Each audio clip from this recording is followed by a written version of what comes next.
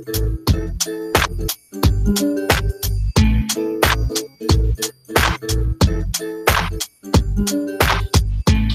Infinite on the beat. Ooh, those silky sounds from the one and only Doug Inf only means one thing. It means that Midway Radio is back. It's your boy, Carlos, and welcome to Midway Radio. Midway Radio. It's a lot like the 70s, but instead of bell bottoms, we have DJs. DJs like DJ RTC.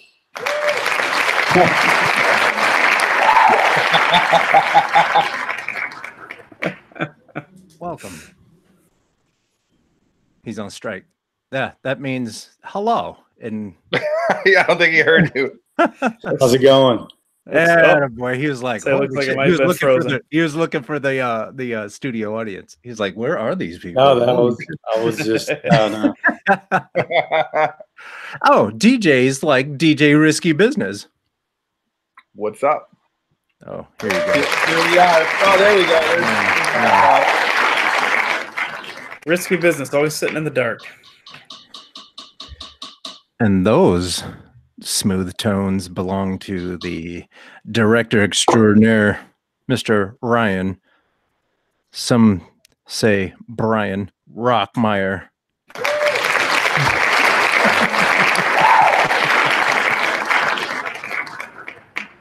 The bearded one is here. I need sleep. So that only means we have no idea where the hell this show is going. So it's gonna be one of those episodes. Cool. What we're going to do is we're going to go ahead and check in with the powers that be to see if we have any updates for the folks that are waiting. The updates this week are a little bit more of a personal update, which kind of affects everything, which is the fact that the video card went out on my iMac about a week and a half ago. So that has slowed a couple of things.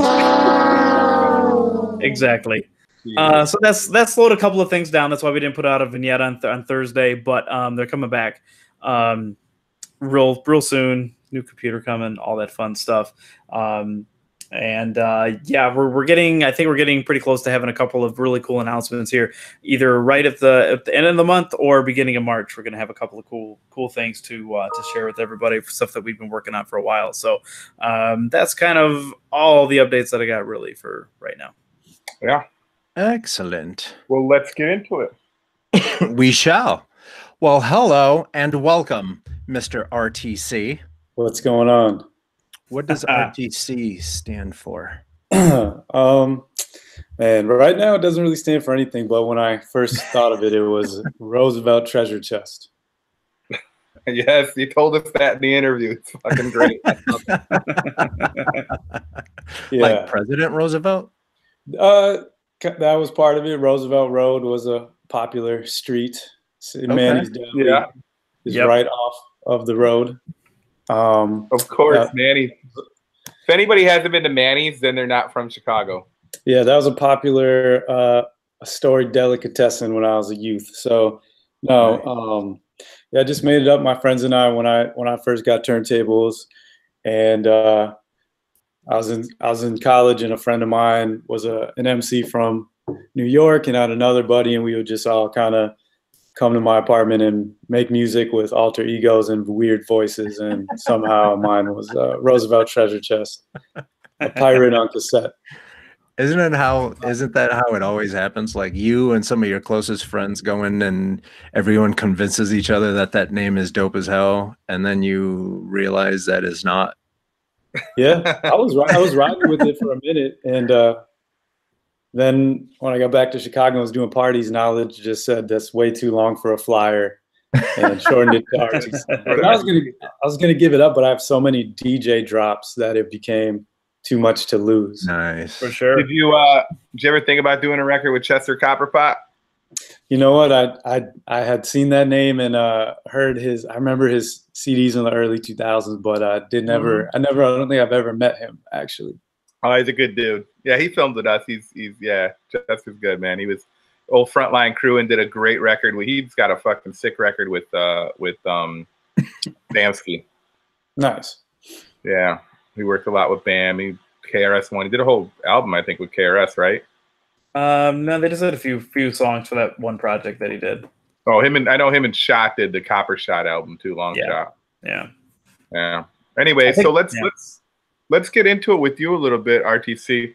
So obviously you've been a DJ in Chicago for a long time. You've done a lot of great parties, and DJing brought you into kind of like that. You ushered in that new era of helped usher in that new era of the blog game and blog writers, like serious music blogs. So talk a little bit about how that was for you and where it brought you.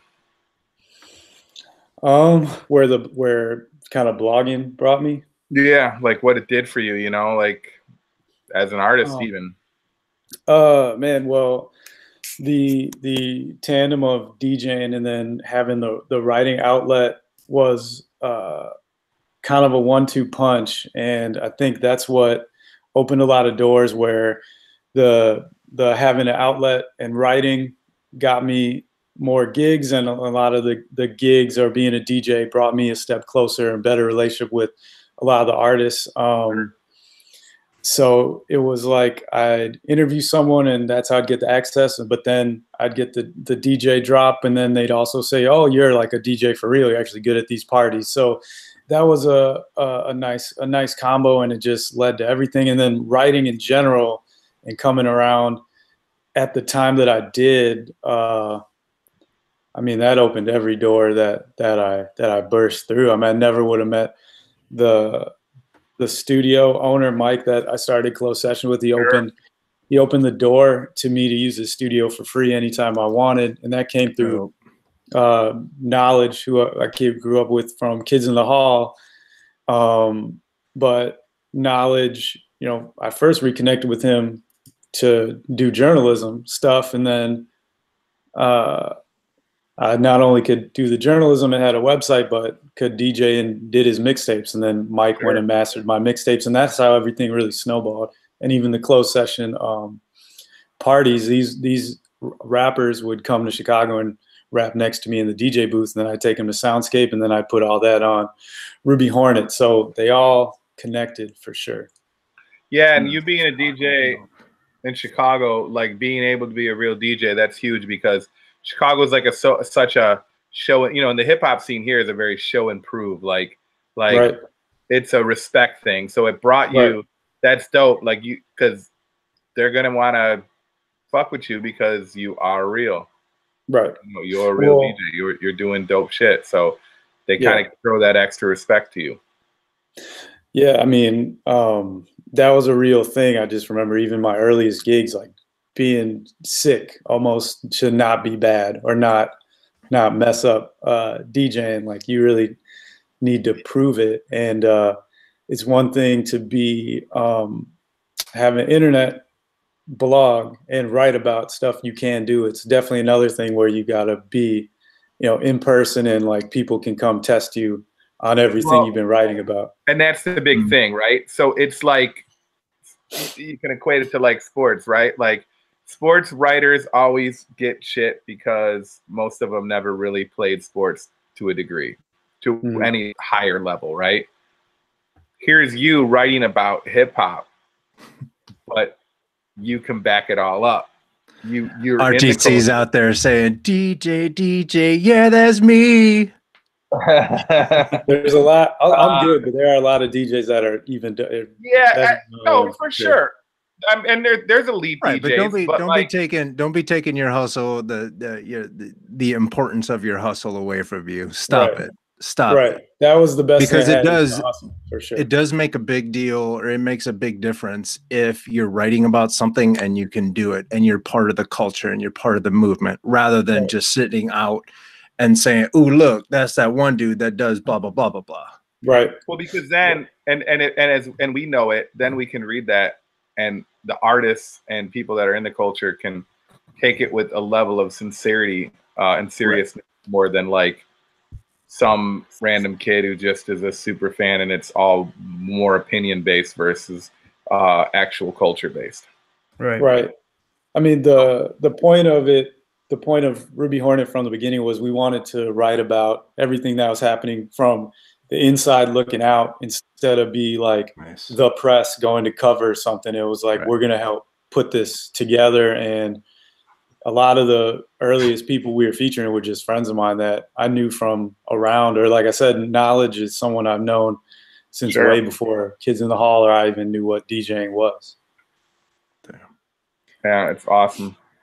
And, you know, the blog kind of game it's kind of like anything else, had a window where it was peaked out, and now it seems to kind of like, I mean, it's still there, and there are blogs that are doing very well, Lyrical Lemonade and obviously Big Shore, and you'd kind of like focus more on closed sessions for a while, and then Ruby Hornet kind of like just dripped off a little bit, and then it went away completely, right? You shut the doors on it. Not me. When I left and other people were running it for a minute, and I think that it just kind of went through changes, or whoever was editor over time. And then, at one point I saw a Facebook memory. I think it was one of my first interview with Chance, and I went to read it, and then it went to a whole other site, and Ruby Hornet wasn't even a thing. So that freaked me out. And then I found, I went back to the owner and bought the website and kind of relaunched it. And that's what I was gonna say. You're back now. It's back in full effect now. Yeah, or it will probably never be what it was, because like you said, the whole way blogs work has really changed. But it's back. It's in effect, full effect. I don't know, but it's in effect. And we're just having fun and highlighting music that we want. I have a good little team of writers that are popping up. Steven being one of the main one right now, and we got the party series going again. We started doing the documentary and sessions again. But I think overall too, writing is going to see a new resurgence. I feel like because the era of artists that became big during that time, the quote unquote blog era of rap, those artists are now a decade removed, and you will see some of them waxing nostalgic about that time period. And like Wiz Khalifa and Currency just put out their new project 2009 specifically about that period. It's the 10-year anniversary of Closed Session and Ruby Hornet. Like you're starting to see a lot of those artists think back to that time period and shout out and call out who was around. And so you might see, I don't know, bits and pieces. And some of those sites are really still around. Like Two Dope Boys is still plugging, Fake Shore Drive, like I said. I thought I saw Now Right might be coming back for something. So we could see it, and like you're starting to see a lot of new small blogs. So new kids are doing it. So we'll see. I hope so, because there is something special about just people not connected to any big media source, simply finding music that they feel so passionate about, they have to put it up in on their blog and like share it however they can. I really champion those people, and I hope they pop up and the young kids are doing that. How was your audience when you came back? Did you notice that you kind of had to build quite a bit from the ground up again, or was that audience, did you get a kind of a good reception from people who missed you guys? Yeah. I mean, I remember when I put out that tweet and just announced that I had bought the site, there was a lot of outpouring. A lot of people that were around back in the day, the most were just emails and like, yes, we missed this. There's a space for this still. It definitely takes time to build back like daily traffic and core audience. And to be honest, I haven't even looked at what the traffic is, because not judging the success right now by how many people are coming day to day. But when we cover a new artist, do they get excited? Is this a quality thing? Can I reach out to the old contacts and get coverage? And those things are doing well. And we had a digital freshness party a couple weeks ago with Open Mike Eagle, and it was like just before the polar vortex, like the Thursday before that happened. So it was still single digits, and out of 300 tickets, we sold 292, and there were a lot of familiar faces that were just like, man, we're glad this is back. And a lot of new people. There are a lot of new people. What's also cool is there are artists that when I left Ruby Hornet, they might have been 12 years old and are now 17 or 18, 19, that are like, that was one of the things I'd always wanted to be on. And that's one of the, now like they get a new chance. So I'm happy with how it is, for sure. That's awesome. Good for you, man. I was gonna jump in on the fact that, like, what you were saying before, where you have all these high-powered media outlets that are pressured to basically highlight some acts that might be not as good as some of the folks that we all know and love that are out in the streets and stuff. So it's really refreshing to see folks like you really just taking the reins back and saying, no, we're going to do it our way. If your shit is trash, it's trash. We're going to move forward. If it's good, we're going to talk about it in that light. And there's not a lot of outside influence saying, yo, you really have to push this album because they gave us, $5,000 or whatever. Right. So it's cool to see you saying, yeah, let's get this going. Yeah, I mean, it really is just for fun, and I just wanted the site to stick around. That was the main thing, just be there. Yeah, it has a legacy. Yeah, just for that legacy. And also there's not just mine, but there's a ton of people that wrote for that site. There's so many artists and people that may not even be doing music at all anymore. And that's where they got interviewed at whatever age, or that's where like their stuff is at. And that should be kept somewhere. So it's there. And then if there are I just use it. It's like a resource, an outlet. If there's new artists, or there are just new writers or new people that want a platform, there it is. And that's cool, because you're giving artists musically a platform, and you're giving writers a platform to fucking just right. stretch their leg or like flex the muscles. And to be clear, we're talking like literary writers, not necessarily graffiti writers. Yeah. Right. Yeah. I mean, people that want to write about music.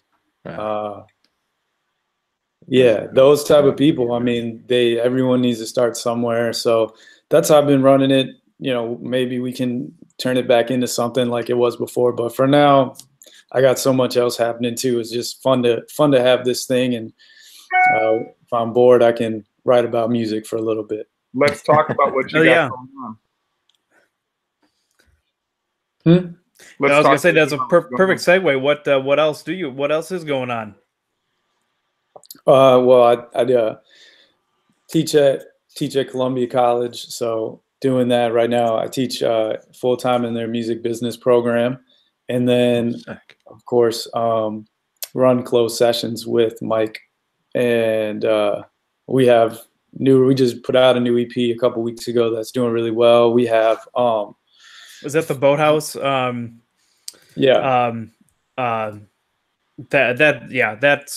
One Punch. Yeah. I'm trying to think of what was the single that the video that you guys put out for that one? We haven't put out a video. We put out little or maybe it was a teaser or something like that. Vignettes. That's actually Johnny's been making those with his friends. But Johnny Jones at Boathouse. It's called One Punch. I love that EP, and that's gonna kind of be an EP for both those guys that have more full-length projects coming this year. Dope. It's a great project. I think everybody absolutely needs to check for that for sure. Thank you. You had me at the name. One Punch. That's some bad shit right there, boy. One Punch. But if someone catches you with one punch and it changes your day, they're onto something. Yeah, that's more what I was thinking. It's a one punch, but I guess I'm not really hip to the anime. I think I was talking to some other people. I think that's a generational thing, but they're really into anime, and they were watching anime during each session. And there's a cartoon, One Punch Man, that also inspired them, but it's got that double meaning. I was looking at it like, damn, this is just going to be one punch. And that's right. Yeah. Like, Hey, it's gonna be one punch. No, what's no, I'm thinking of something else. 2 hits. Me hitting you, you hitting the floor. There you go. Yeah. That's what I was thinking of. Other way. Too funny. That's dope. Oh, yeah. So what else? Who are some of the any newer artists that you're working with that's coming up through closed sessions? So yeah, Johnny Boathouse, and then we have another artist, Jack Larson, who is working on a new proper debut LP, and he's a little bit kind of our first artist, not really in the hip hop realm. I think the aesthetic still fits with everything we're doing, but he's more a bedroom, I guess they call it bedroom pop, or even more moving into pop. But he's the other artist right now. He just did it. We just did a show with him last week, and we're doing an Apple Store. He's performing at the Apple Store next Thursday, and then he and I are doing like a Q&A with whoever shows up. So that should be fun. And then, yeah, we've been working on the a new closed sessions compilation. We did a song and documentary with Open Mike Eagle. We did Lord Freddie. If you don't know him, he's from Milwaukee. And we have another party coming up April 6th at the Empty Bottle, and Kemba is headlining that one from the Bronx with Brittany Carter and Khalid B. We'll be doing that all year. Those every month, all year. This is our 10th year. We're also coming out our first compilations that we put out, Closed Session Volume 1 and 2. We're putting those out on vinyl for the first time. Oh wow. So if you know like Rapper Weed and Happiness Before Riches and Blackbird and Keep It Politics, and if you know any of those titles, which I'm sure very few people do, but if you've been a fan and like know those compilations, yeah, that's coming out on vinyl later this spring and summer. That's dope. So we're yeah. Go ahead, Ryan. No, I was just gonna say, so being around for 10 years now, which a lot of people, don't last a year or two. So that, I mean, congratulations to you on that. Thank you. But as far as like the new artists and stuff that you find, how are you finding new artists now? Are they coming to you, or are you having to search for them? You know what? I've never been like the type of person that just kind of says, okay, I'm going to take an hour and go find my next artist on SoundCloud or whatever. All the artists that we've worked with have been either I kind of met them a couple of times or find them through the scene. Originally Ruby Hornet and the scene, and like a lot of the people that we've worked with in the past, like A Villa or Mike Terror or Show You Suck, all just were like doing what we were doing. Rude One is another example, someone I'd known for a really long time. Sure. But like someone like a Johnny, I met him through Columbia and him working with some of my students and then doing stuff, seeing him around. Jack's from Columbia. Boathouse started as an intern at our studio. Kwaku emailed me some of his music. I think Jamila I've just been seeing around, and someone connected the dots. So a lot of it is more of an organic kind of like connecting the dots type of thing, more so than me cold calling or emailing someone like, I discovered your music on this site. What are you up to? That's just my personal style. But I think that's a dope. I mean, I think that's a really dope way to go about it, and that's probably going to make the artist feel pretty comfortable, because it's it's like you said, it's different than just saying, hey, I like you, now let me, tell you what to do, work with you type thing. Like, it's a more organic, almost family style type thing that you're building. Yeah, I mean, well, we really see ourselves as I don't know. We used to use the word talent incubator, which I don't like that term as much anymore. I don't know, it just sounds weird, but we know what we're doing. Like our best strength is really helping artists that are kind of on the ground level get their get their focus, like what they want to do, how they want to present themselves. And I think we're really good at introducing artists to a community of real people in Chicago, and then the larger like global audience. And our hope is like lifting them up to whatever that next step could be. So in order to do that, I think there has to be a level of organicness and connection for that to really work. It can't just be like randomly find people. It's more so they're in our orbit, and we start working together. You know, it's funny.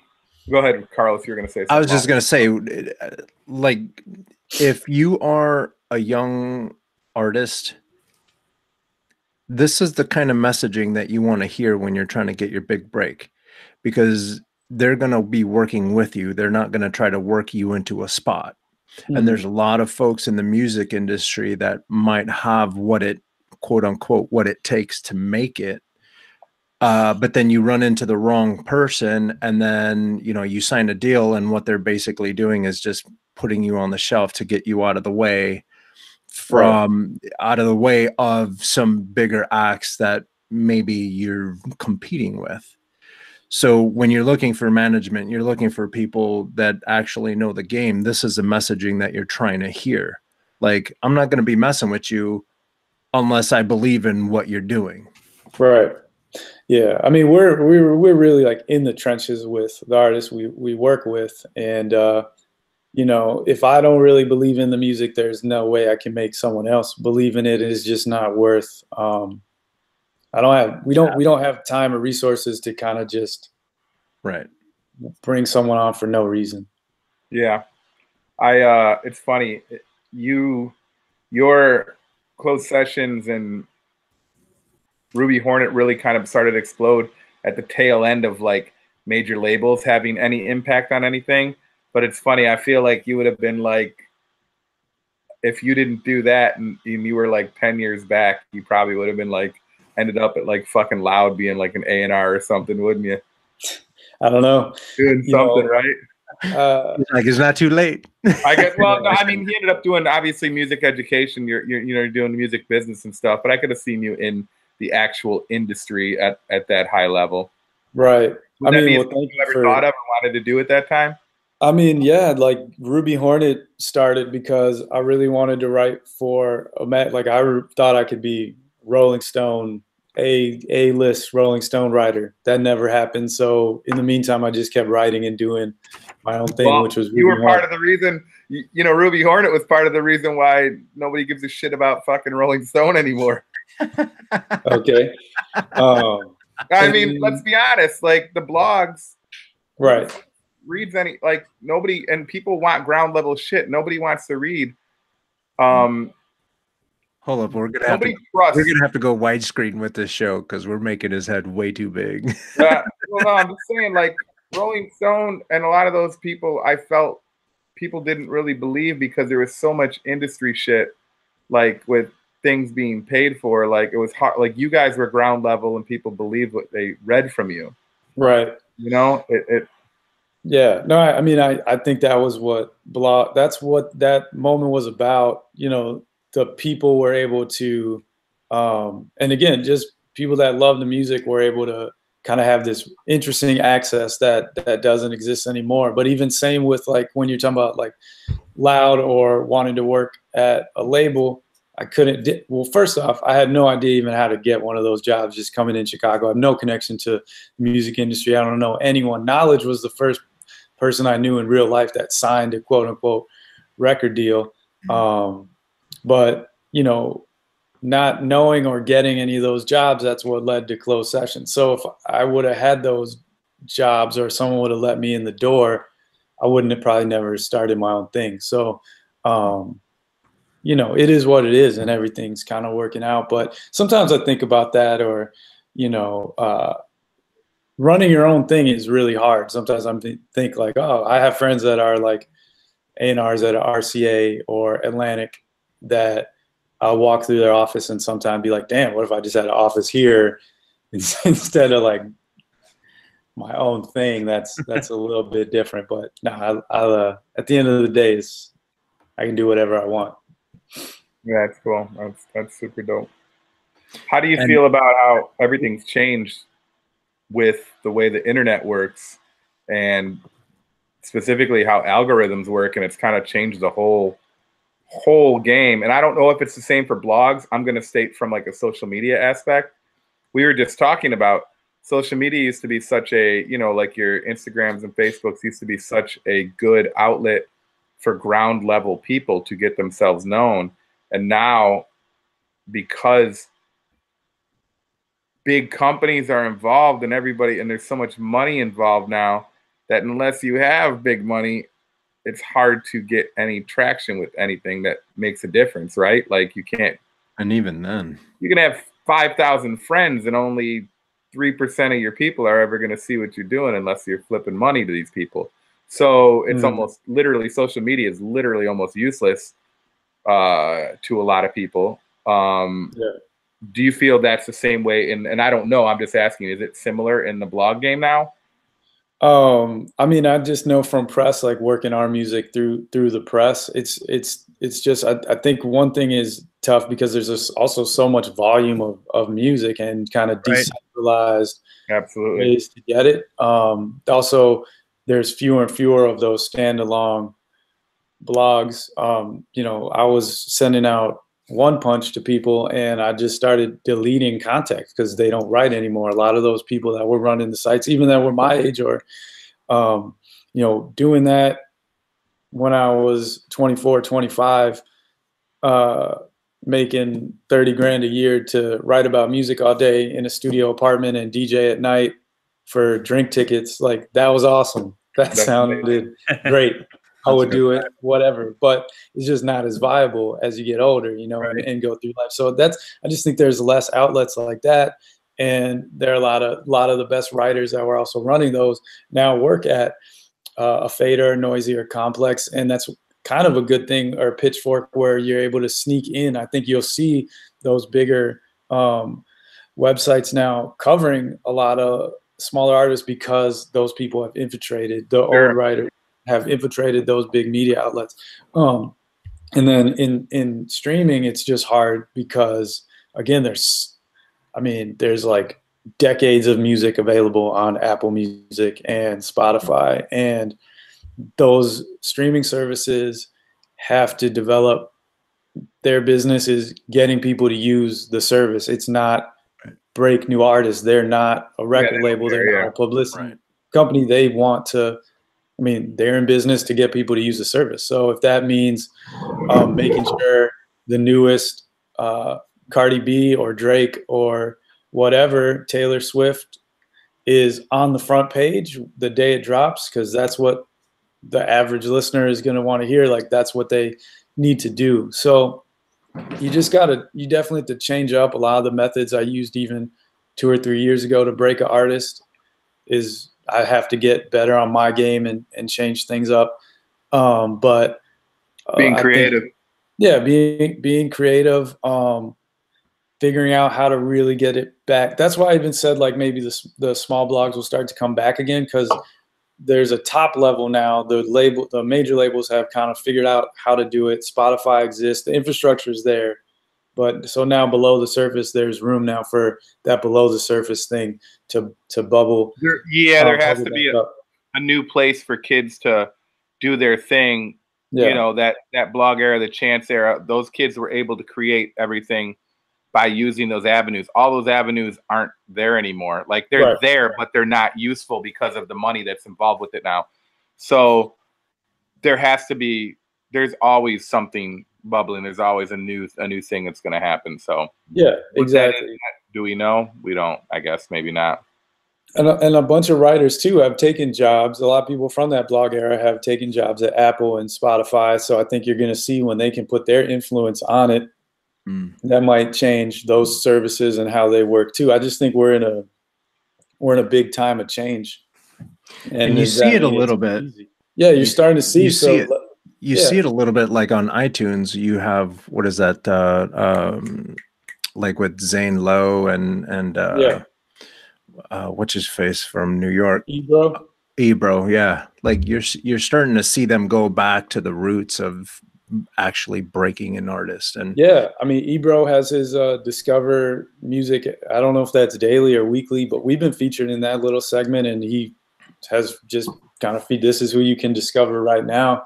Nice. And like you also have indie artists. They like, I remember Saba did something with Zane Lowe. That's really dope to me. And I think as those people get into some maybe positions of power or have some influence, I think you're only going to see things get further opened up for sure. Well, I don't know for sure, but that's what I hope, and that's what I think is going to happen. Who are your top bubbling artists right now? If you know, top bubbling artists right now from Chicago, let's say. From Chicago, that's a good question. I don't know. I mean, it's biased, but I'm going to go with a Johnny Jones, Jack Larson, Boathouse. Outside of that, though, I really like Ness Heads. I don't know if you've heard of her. Brittany Carter, I think, is really dope.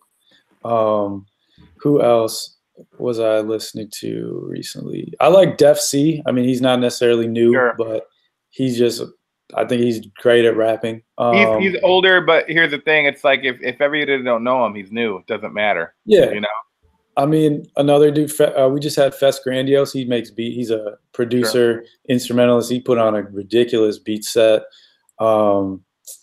Shoot, I'm trying to think.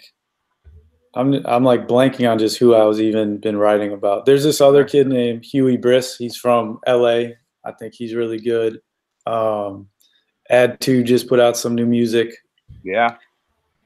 We need to get Steven on the line. He's like got all the new music. It's also interesting when I'm just focused on our own. I mean, you just put out a new album. When you're working on your own stuff, it's hard to keep in tune with you're kind of you're in a bubble, as they say. Yeah, and our music is definitely, I was trying to stay away from anything that sounded like anything that was popular on any level. I was trying to run in the absolute opposite direction of anything to try to be completely different and original. Exactly. That was my. He's like, everybody likes that. Let's not do that. People go, whatever. People go, what does it sound like? I said, whatever you think you like right now, it's the fucking furthest thing in the world from it. Yeah, that's how you got to do it sometimes. Yeah, yep. And at the same, it's funny because there was a lot of influence from older stuff. I was trying to pull all this older stuff, so ultimately it has to be influenced by something. But yeah, so anyway, yeah, that's it. Yeah. Is that basically how you approach this blog?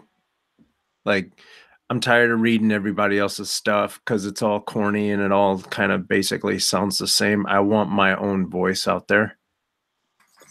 I mean, I think that's how I would approach it. That's how I approach from the classroom to my DJ sets to whatever I'm doing. It's grounded in like, this is what I want to put out. It's not necessarily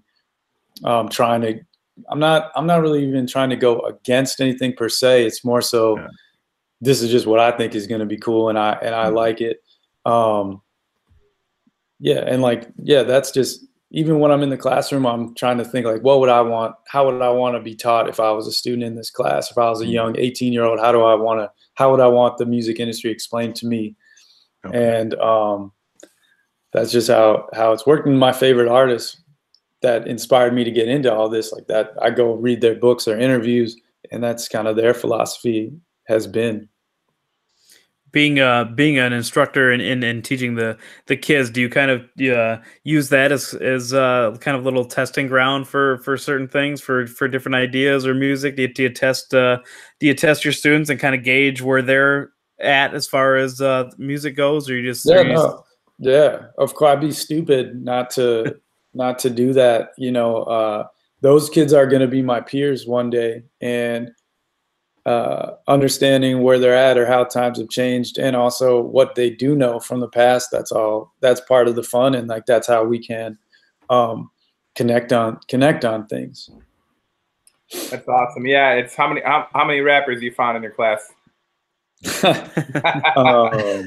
You know, there's actually a nice list of Chicago artists that have been my students in the past. But like I said, a Johnny's come right from, not my student directly, but at the school. And then Jack Larson was in 2 of my classes, and he used his EP that we actually put out, that was demoed and used for the class project in my class.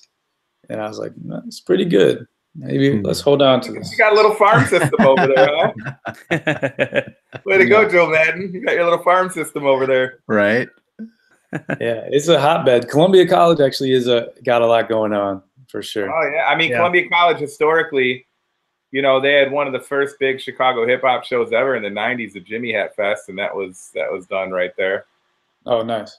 Yeah, Columbia College has always been a friend to art, obviously, but like Chicago hip hop, you know, specifically the Chicago hip hop culture, which is huge because a lot of the other city didn't want to have anything to do with it. In fact, it looked down on it. So Columbia's always had its back. Yeah, we now have a hip hop minor you can take, and some really Gramina and Kelsa, and a lot of really cool people involved in that. Yep. Yeah, that's been one of the cool things about Midway is that we've been able to get the backing of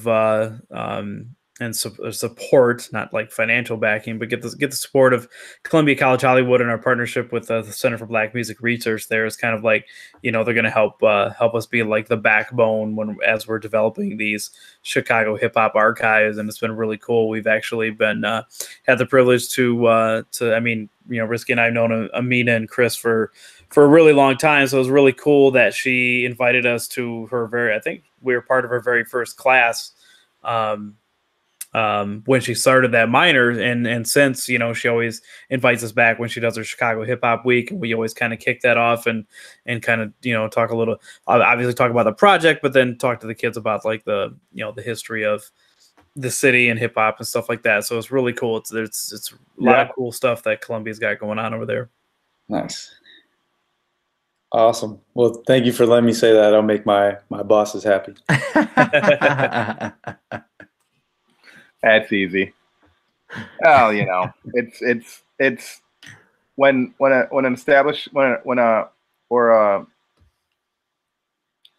school, a very prestigious school too, Columbia, it really is, and it means a lot to all the artists that came up, whether you're rock or hip hop or a photographer, fashion designer, film, whatever the case.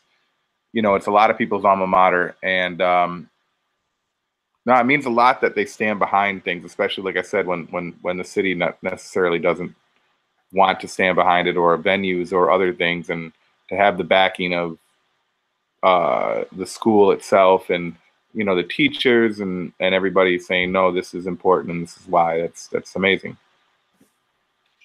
No, without a doubt. Definitely. Agreed.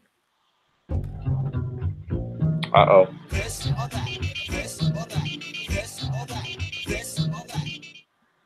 Producer RTC. Carlos. Yeah. RTC, this or that. I'm going to go first because I have one, and those little delays that we have between this and that, it's a little annoying to me. So I'm going to go ahead and say, hey, Mr. Popular blog haver guy, Mr. I like to write things, Squarespace or WordPress? I like right now everything. Well, actually, no, we use both. I like Squarespace. I'm going to go with Squarespace right now. Okay. All right. Teacher or A&R? It's kind of the same thing. Yeah. You know, the same skill set. Yeah. Is there similarities? I'll be honest, I would love to just be doing music all the time, but I can't even choose. I think I don't know. I can't say this or that with those two things. They're just like very different. There are different parts of my personality that I don't know if I could do one without the other. Is there a lot of skill similarities between the two? I think the similarities are listening and like connecting with people. I think those are the big similarities for sure. Okay, it's all about developing rapport. We'll figure out what you really want to do here. So this is from an artist standpoint on both ends. From a writer standpoint, let's say the new Ruby Hornet goes and let's say financially it can support you, and it's so big, and you make your dream money that you want to make on it, right, and sustain and everything. And then on the other hand, or there's that, or the same thing. Financially, you can live and sustain, and they got the biggest amount of money you ever want being a full-time DJ. DJ or I think at this stage probably the writing, because too many late nights. Yeah, I think it'd be easier on my lifestyle. And I did find when I was at my most successful DJing and like doing the most gigs, that's when I started to have the least amount of fun. So I just think like my personality, I have much more fun DJing when it's like I can just do the gigs I want to do. I like DJing our own events because I know people are coming to like, they want to see what I have to offer. I used to try to be like the club DJ and the DJ any party, any kind of, that's just not me. It doesn't fit Sure. my personality, I guess. I'm not that, that's, I think, where I hit the ceiling, and that's how good I was. That's like maybe what separates, I think, the elite DJ from where I could get to. I just got to that top and couldn't do it. Sure. Well, no, and that's just from a DJ, and I'll say this: I'm a DJ that I do it for a living, so I'll do those types of parties, and then I'll do whatever I need to do. You know. That being said, that's preference, man, because you can be the illest skill and everything. You could be as ill as anybody else doing anything, playing fucking underground records no one ever heard of, but those people that are there for it love every second of it. Mm-hmm. Yeah. So, but you're much like I said, I love DJs and the DJ culture. I just know me personally where I'm at now. Like, I don't know how you can keep that schedule. That's tough. Yeah. You know what? I think about what else I would be doing, and people that fucking bust their ass laying bricks or other things like that. I'm like, Exactly. And then I think like, fuck, man, I get paid to play music for people. Yeah, some of it I don't like sometimes. Yeah, it's not my thing, but I do enjoy, even if I don't like the music, I do enjoy making a room full of people feel a type of way, no matter what I'm playing for them. I just did a huge a night for Northwestern. It was all 23 to 26-year-old med students. 600 of them at the Drake. Damn. That's awesome. Yeah, and I played a lot of shit that ain't for me. But man, they lost their goddamn minds. I mean, I keep up with everything. I know what works and know how to do it. But that made me feel good that they really, you know, they walked out. They all stumbled, fucking falling down. Girls looking like they never walked in heels before, you know, fucking falling down on their face because they were drunk. That's not you. Yeah, I'm like, my job. What I'm saying, my job is done here. I tease. My job is done. No, but it was good. Dope. That's awesome. Well, dude, RTC, man, thank you for taking a little bit of time to join us here for part of the wackiness that we do on Monday nights. And thanks for having me. I always enjoy good conversation. I appreciate all the support you guys have been doing, not just for me, but the music and scene here in general. So I'm honored to be a guest, and I really appreciate you having me on here. Cool. I think I have your vignette scheduled for sometime in March coming up. So yeah. Spoiler alert. Spoiler alert. All right. The roles have been reversed. The roles have been reversed. Okay, great. Well, I'm looking forward to that. Awesome. Cool. If people want to find out more on you, what you got going on with Closed Session, Brewhorn, and everything, where can people check you out at? Check everything you got going on. Yeah, I mean, you can always shoot me an email, alex@closedsessions.com. My Twitter is DJ_RTC. And hit me up either place, closedsessions.com, rubyhornet.com. But hit me up. I'm around. Nice. Dope. Risky. Where can people go check out your dope Northwestern DJ gigs at? DJ Risky 1975 on Instagram, and Chad Sorensen on Facebook, but Facebook's dead, so just go to Instagram. Risky has a t-shirt that says med students do it on the table. Oh wow. That's funny. Carlos, what do you got? Hey. Going? Yeah. You guys can find me at coconutjustice.com. You can also find me thanks to the community. You can go to youtube.com/coconutjustice and see all that goodness that's happening. I know. Congrats on the new followers there. Hold up. I got a theme song for that. That's not theme it. song. It's this one. That's right. We really love that, man. He loved The Price is Right. We are it's my soundboard is super limited. However, yeah. Coconutjustice.com, Coconut Justice everywhere else. And if you are following me on Instagram, Instagram.com/coconutjustice, you're going to see something like this in the morning.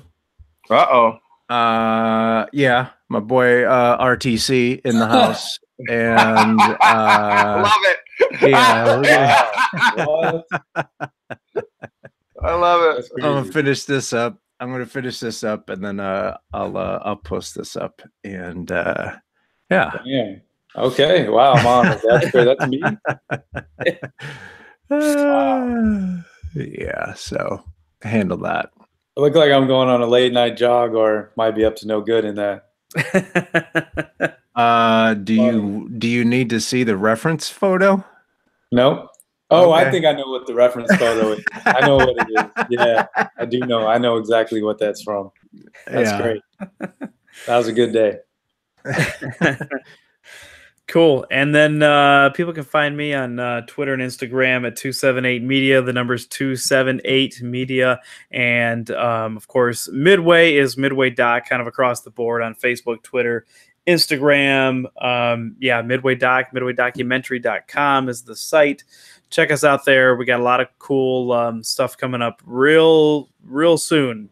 I'd say within the next 4 weeks or so, we got a couple of really cool things coming out. So yeah, some very cool stuff we've been working on, ready to pop. Here we go. Me and Sean Doe. We're gonna have to put you on a 5-second delay every time you go to spoiler alert something. I ain't gonna say nothing. Me and Sean Doe are gonna be at Emporium this Saturday night doing MTV Generation, and I got a new video out with our group, She Killed in Ecstasy. Go check it out. The song's called Dissension. And check out the video. All right, guys. Yeah, buddy. Awesome. Cool. All right, everybody. All right. Good night, guys. Thank you. Thank you. Peace.